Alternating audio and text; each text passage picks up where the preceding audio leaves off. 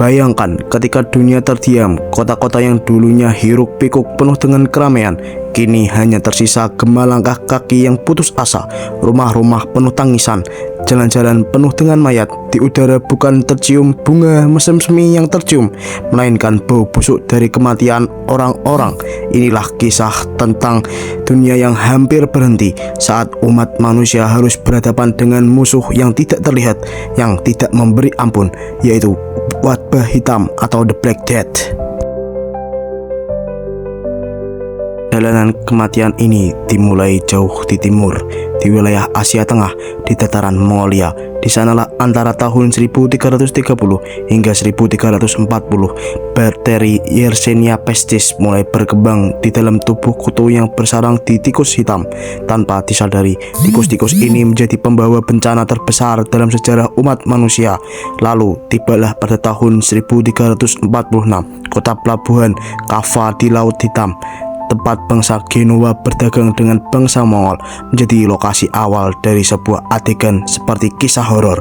Tentara Mongol yang tengah mengepung kota mulai jatuh sakit satu persatu. Dalam keputusasaan, mayat-mayat mereka dilemparkan ke dalam kota dengan mesin ketapel. Ini bukan lagi perang, ini menjadi awal pemicu wabah Black Death atau wabah hitam. Kapal-kapal dagang Genoa melarikan diri dari Kava menuju Italia, tetapi mereka tidak hanya membawa rempah-rempah atau bahkan barang dagangan, mereka juga membawa tikus-tikus, kutu-kutu, dan bahkan kematian. Ketika kapal-kapal ini merapat di pelabuhan Messina, Italia pada tahun 1347, para penduduk menyambut mereka dengan ngeri. Para pelaut sudah sekarat, tubuh mereka bernanah, mata kosong, kulit mereka menghitam. Tidak lama, penduduk lokal mulai pada jatuh sakit. Wabah ini menyebar seperti api yang tidak bisa dipadamkan. Dari Messina, wabah menyebar ke seluruh Genoa, Marseille, lalu menuju ke Paris, lalu menuju ke London, dan menyebar ke seluruh Eropa. Tidak ada tempat yang sangat jauh, tidak ada tempat yang aman pada saat itu di negara Eropa. Gejalanya datang dengan sangat cepat dan kejam. Demam tinggi, menggigil, rasa lemah, lalu muncul bubu, benjolan hitam, dan nyeri di leher, ketiak, selangkangan, kemudian muntah darah, halusinasi, kemudian meninggal. Biasanya dalam 2-5 hari saja. Banyak sekali orang-orang yang meninggal pada saat itu di Eropa.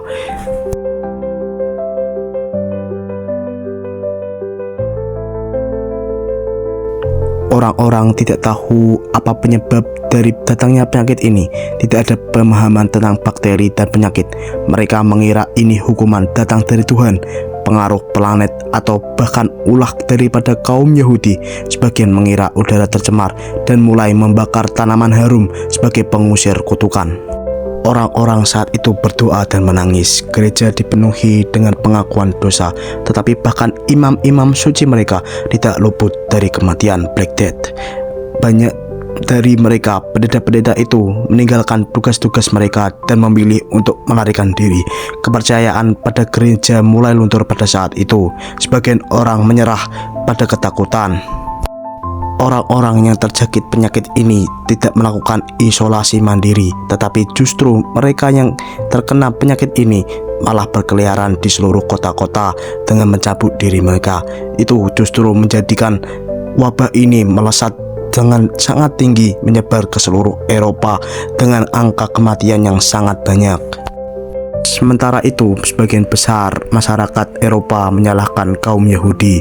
Mereka dituduh meracuni sumur, dan akibat kejadian dari wabah Black Death ini, ribuan bahkan jutaan kaum Yahudi dibantai dengan sangat brutal. Mereka dituduh oleh masyarakat Eropa pada saat itu sebagai biang keladi dari wabah hitam atau kutukan yang menyerang warga Eropa pada saat itu. Wabah Black Death ini bukan hanya sekedar membawa kematian berupa jasmani, tetapi juga merusak moral dan kemanusiaan. Tidak ada lagi orang-orang yang berpikir secara logika, tetapi mereka berpikir dengan sangat mudah bagaimana cara menyelesaikan masalah ini. Mereka menuduh orang-orang yang tidak bersalah sebagai biang keladi daripada masalah ini. orang-orang saat itu tidak mencari solusi bagaimana menyelesaikan kasus wabah hitam ini, tetapi justru orang-orang Eropa pada saat itu mencari siapa yang salah dan menyalahkan orang-orang warga kaum Yahudi pada saat itu yang dinilai menjadi segmen negatif warga masyarakat Eropa pada zaman itu.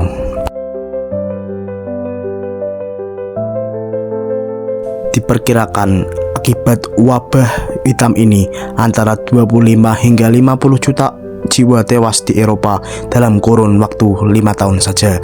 Ini setara dengan sepertiga hingga setengah dari total populasi warga Eropa ketika itu. Di Paris sekitar 800 orang mati setiap hari. Di Florence 2/3 penduduk lenyap. Di London kehilangan hampir separuh warganya.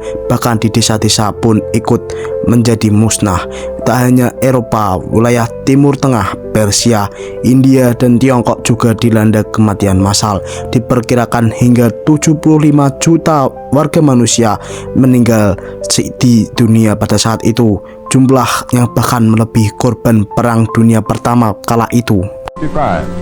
Hundreds fell ill every day. Many have died in shortage. People were stricken on the streets. Everyone fled from the victims for fear of the dread disease. But by far the most horrible element of the tragedy was the mystery of its origin.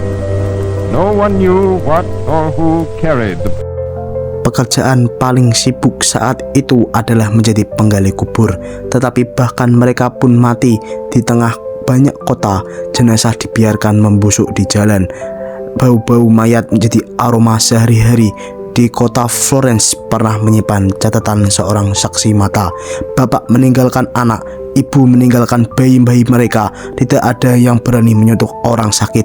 Orang-orang rumah penuh dengan kematian dan kota penuh dengan sunyi. Tidak ada bunyi apapun suara pada saat wabah itu menyerang di kota-kota.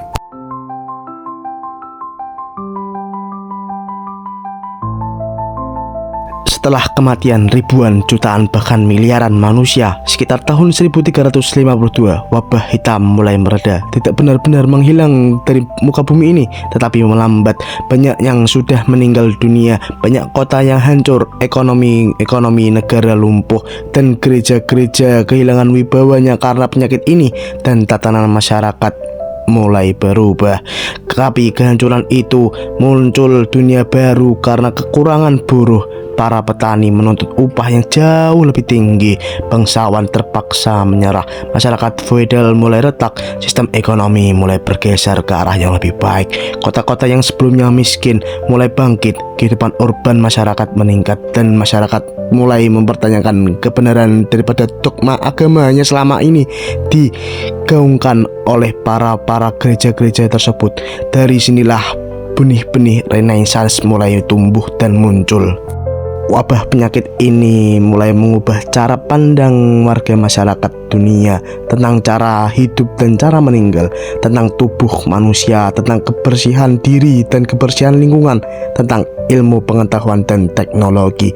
Seni rupa menjadi lebih gelap, lebih realistis. Banyak lukisannya menggambarkan kematian sebagai teman sehari-hari. Literatur menjadi lebih filosofis, lebih penuh pertanyaan, dan paling penting, orang mulai percaya pada pengamatan dan ilmu pengetahuan dan teknologi, bukan lagi hanya pada kitab suci. Wabah penyakit hitam adalah salah satu tragedi terbesar yang pernah terjadi dalam sejarah umat manusia. Tapi dari abu kehancuran tersebut, manusia bisa bangkit dengan semangat baru. Kita menyalakan kembali cahaya ilmu pengetahuan, menggugat kegelapan, dan membangun dunia yang lebih kuat. Mungkin itulah ironi terbesar dalam sejarah, bahwa dari kematian massal lahirlah zaman kebangkitan, bangkitlah zaman keemasan, dan kini kita telah berjalan di dunia yang lebih bersih, lebih sehat, dan lebih banyak tahu akan ilmu pengetahuan dan teknologi. Marilah kita tidak melupakan mereka yang telah lebih dulu mengorbankan segalanya, karena dari kisah mereka kita bisa belajar untuk hidup dengan lebih baik lagi di masa depan. Saya pamit undur diri. Dadah.